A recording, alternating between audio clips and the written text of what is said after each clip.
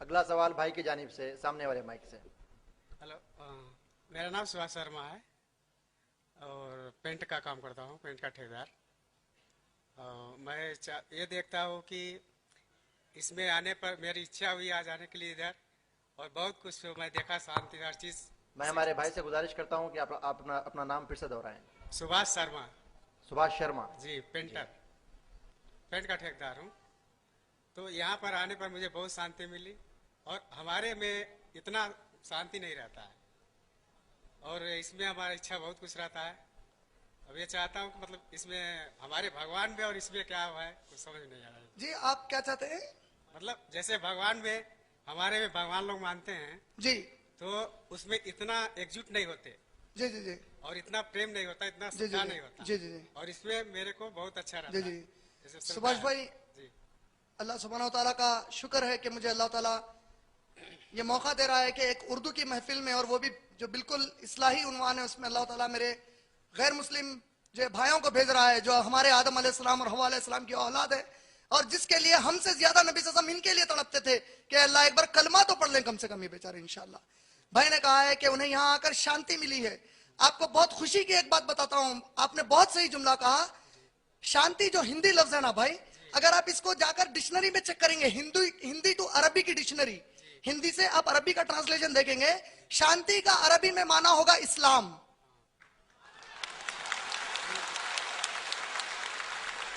आप देखिए, आपने देखा होगा जब मुसलमान एक दूसरे से मुखातिब होते हैं तो कहते हैं अस्सलामु अलैकुम, तुम पर सलामती हो। सलामती का मतलब अरबी में सलाम, हिंदी में शांति, उर्दू में अमन, इंग्लिश में पीस। सही कह रहे हैं। अल्लाह ने कुरान में फरमाया तुम्हारे दिलों को इत्मीनान सिवाय अल्लाह के जिक्र के और कोई चीज से नहीं मिल सकता। अल्लाह का वादा सच्चा हुआ, आपने गवाही दी, अल्लाह का जिक्र चल रहा था, आपके दिल को इत्मीनान मिल गया माशाल्लाह। मैं भी कुरान रखा हूँ साहब, 2 साल से हूँ। जी जी कुरान मेरे घर में है, मैं जी, पढ़ा जी। हूँ अभी 30 जी जी पेज पढ़ा हूँ, जी जी अभी उतना नहीं पढ़ा हूँ। अल्हम्दुलिल्लाह माशाल्लाह। मैं आपका सवाल समझ गया, आपको मैं जवाब दे रहा था। देखिए, जो आपके धर्म है, अगर आप हिंदू हैं, आप हिंदू हैं जी, जी, जो हमारे हिंदू दोस्त अहबाब है, अक्सर ये दोस्त अहबाब की जो आज की जो कैफियत है, क्योंकि कामों में मसरूफ है, जिस तरह कई मुसलमान हैं, हम मुसलमान कई ऐसे हैं जो अरबी से पढ़ते हैं कुरान लेकिन माना नहीं समझते, इसी तरह हमारे भी कई जो हिंदू दोस्त अहबाब हैं, ये लोग उनकी किताबें पढ़ते ही नहीं है तकरीबन, क्योंकि संस्कृत जुबान में, संस्कृत हर एक को नहीं आती आज, अगर पढ़ते भी हैं तो ट्रांसलेशन पढ़ते हैं। आप अगर कभी पढ़ेंगे अपनी किताब, आप कभी हमारे ऑफिस आइए, हम आपकी पूरी किताबें हमारे पास है। हमारे पास ऋग्वेद है, अथर्ववेद है, यजुर्वेद, सामवेद, रामायण, महाभारत, भगवत गीता, उपनिषद, छंदोग्य उपनिषद, श्वेता श्वेतारा उपनिषद, अरण्यकार, आपको ये पूरी किताबें हमारे पास मिलेगी। मैं एक लाया भी हूं भविष्य पुराना, यहां पर मैं बताऊंगा ये क्यों लाया। आपने जो कहा, देखिए आपके किताबों में लिखा है ऋग्वेदा, अगर आप किसी भी हिंदू पंडित जी से मिलेंगे, मेरी होते रहती है उनसे मुलाकातें, अगर आप हिंदू पंडित जी से पूछेंगे बताइए हिंदू पंडित जी कितने भगवान हैं, क्या मुसलमान का अल्लाह अलग और आपका भगवान अलग है, पैदा करने वालों कहेंगे कि नहीं, भगवान एक ही है। वो ऐसा क्यों कह रहे हैं? क्योंकि ऋग्वेद में उनको हुक्म आया है। कहां पर हुक्म आया है? Rigveda book number 10 hymn number 164 verse number 46 में बताया गया है, जो हिंदुइज्म के पढ़े लिखे लोग हैं, ये लोग एक खुदा को कई नामों से पुकारते हैं। हिंदुइज्म में ऋग्वेदा में बुक नंबर 2 हिम नंबर 3 में आया है, वो एक खुदा का एक नाम क्या है? ब्रह्मा है। वो एक खुदा का और एक नाम क्या है? विष्णु है। का मतलब विष्णु और ब्रह्मा दो अलग खुदा नहीं है, एक ही खुदा के दो नाम है। जैसा मैंने बताया, अल्लाह ताला रब है, रब माने पालने वाला। अगर मैं अरबी जो अल्लाह का ये सिफत है रब, इसको मैं इंग्लिश में ट्रांसलेट करता हूं तो चेरिशर एंड सस्टेनर, उर्दू में करता हूं तो पालने वाला, संस्कृत में करता हूं तो विष्णु होगा। अल्लाह की जो सिफत है रब की, उसका संस्कृत तर्जुमा विष्णु। ब्रह्मा पैदा करने वाला, मैंने कहा अल्लाह अकेला सबको पैदा किया है। अल खालिक अरबी में कहते हैं, उसका तर्जुमा हिंदी में पैदा करने वाला, इंग्लिश में द क्रिएटर, संस्कृत में ब्रह्मा। मतलब ब्रह्मा और विष्णु दो अलग खुदा नहीं है, एक खुदा के दो सिफतें हैं, दो एट्रीब्यूट्स हैं, उसके दो अलग अलग पहचान है कि वो पैदा भी करता है, वो पालता भी है। इसी तरीके से ऋग्वेद में book number 8 hymn number 1 verse 1 में आता है, मां सिदन यद्वी संसता सखायो मारिशन्यता। ऐ दोस्तों, उस एक खुदा के सिवा किसी की भी इबादत मत करो और उस अकेले की तारीफ बयान करो। इसी तरीके से आप यजुर्वेद पढ़ेंगे, चैप्टर नंबर 32 वर्स नंबर 3 में आता है, ना तस्य प्रतिमा अस्ति, उस खुदा की कोई शक्लो सूरत नहीं होती। मतलब अगर आप कुछ उतार कर कहते हैं ये खुदा है, नहीं हो सकता। इसी तरह अगर आप Yajurveda chapter number 40 verse number 8 पढ़ेंगे, आता है शुद्धामा पोआप विदम, वो तो बिल्कुल मुकद्दस और खालिस है। इसी तरह अगर आप Yajurveda chapter number 40 verse number 9 पढ़ेंगे, आता है अंधात्म भविष्यन्ति असंभूते मुपास्ते, यानी जो लोग कुदरती चीजों की इबादत करते हैं, पूजा पाठ करते हैं, मसलन कुदरती चीज मतलब सूरज, चांद, झाड़, पहाड़, हाथी, चूहा, सांप, ये तमाम चीजों की जो पूजा पाठ करते हैं, इबादत करते हैं, ये अंधेरे में है। और जो अपने हाथ से कुछ बनाकर खुदा को अपनी तरफ से जो आप इबादत करते हैं, वो उससे भी बड़े अंधेरे में। अगर आप भगवत गीता पढ़ेंगे चैप्टर नंबर 7 वर्स नंबर 20 में कृष्ण जी कहते हैं, जो बेवकूफ किस्म के लोग हैं वो अपने मनमानी से खुदा बनाकर उसकी इबादत करते हैं, मैंने उन्हें ऐसा करने का हुक्म नहीं दिया है। इसी तरीके से अगर आप ब्रह्म सूत्र, मुसलमान को मुसलमान होने के लिए ला इलाहा इल्लल्लाह मुहम्मद रसूलुल्लाह, अगर कोई हिंदू चाहता है कि वो हिंदुइज्म पर कायम रहे, उसके लिए ब्रह्म सूत्र है। ब्रह्म सूत्र क्या है? इक्कम ब्रह्म द्वितीयो नास्ते, इक्कम एक, ब्रह्म पैदा करने वाला, द्वितीयो दूसरा, नास्ते नहीं है, एक पैदा करने वाला है, दूसरा नहीं है, नह नास्ते किंचन, दूसरा जरा भी नहीं है। अगर आप छंदोग्य उपनिषद पढ़ेंगे तो Chandogya Upanishad book number 6 number 2 verse number 1 में आता है, एकम एवं द्वितीयम, एक ही देव है, दूसरा नहीं है। अगर आप श्वेता श्वेतारा उपनिषद पढ़ेंगे चैप्टर नंबर 4 वर्स नंबर 19 में आता है, न तस्य प्रतिमा अस्ति, उसकी कोई शक्ल सूरत नहीं। आप चैप्टर नंबर 4 वर्स नंबर 20 श्वेता श्वेतारा उपनिषद पढ़ेंगे, वो किसी को भी नहीं दिखता। कुरान में अल्लाह ने कहा सूरह अनाम सूरह नंबर 6 आयत नंबर 103 में, ला तुद्रिकुहुल अब्सार, कोई निगाहों से नहीं देख सकती।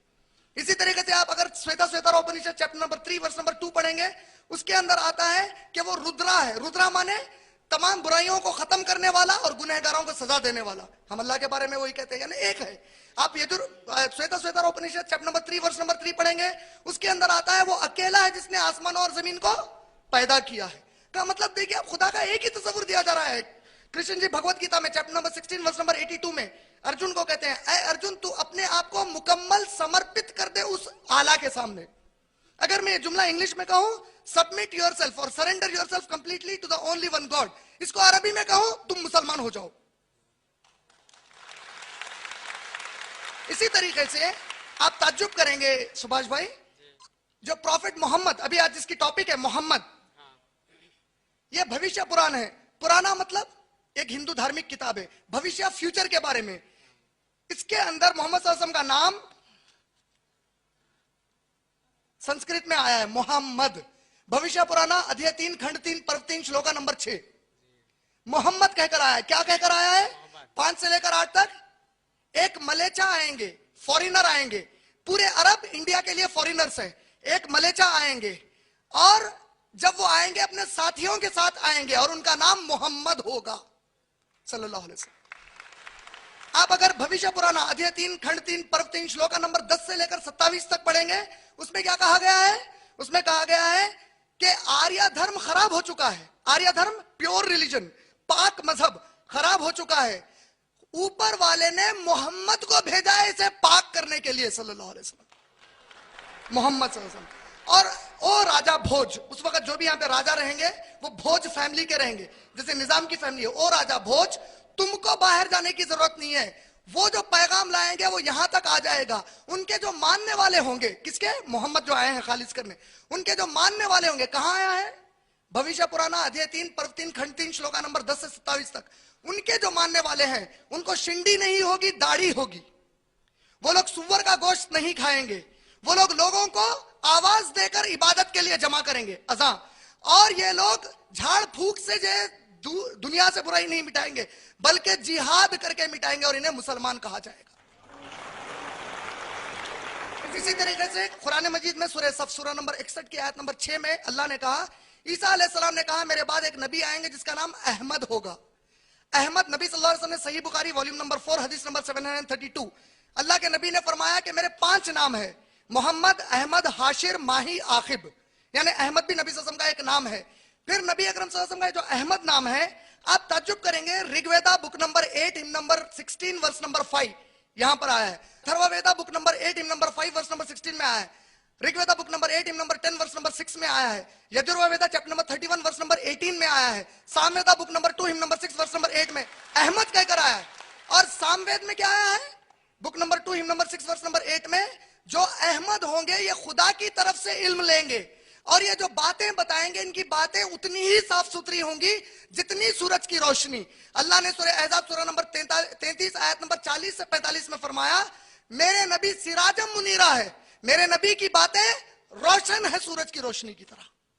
इसी तरीके से मोहम्मद जो लफ्ज है अरबी का, उसका आप अगर हिंदी तर्जुमा करेंगे तो उसका माना होता है वो नर, वो पुरुष जिसकी की प्रशंसा की गई हो, उसको कहेंगे नर। नर नारी कहते हैं ना, नर या नारी, नर आदमी, नारी औरत।